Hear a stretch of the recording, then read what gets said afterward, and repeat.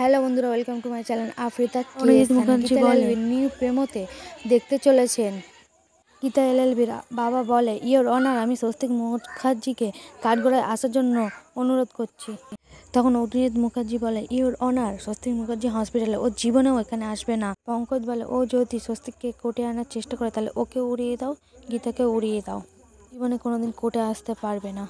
স্বস্তিক মুখার্জিকে গীতা আনার সময় ওদেরকে গুন্ডা ঘেরাও করে, আর অনিজিৎ মুখার্জি বলে, ইয়োর অনার, গীতা অপরাধী, ওকে কঠিনতম শাস্তি দেয়া হোক। তারপর গুন্ডারা গীতার সাথে ফাইট করে।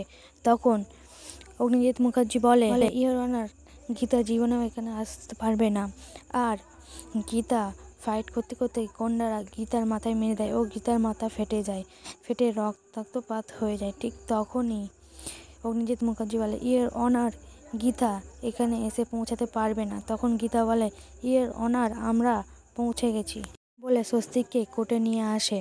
স্বস্তিক কি পারবে সাক্ষী দিকে?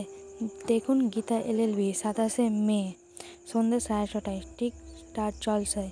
আর ভিডিওটা ভালো লাগলে অবশ্যই লাইক, কমেন্ট, সাবস্ক্রাইব করবেন। ধন্যবাদ।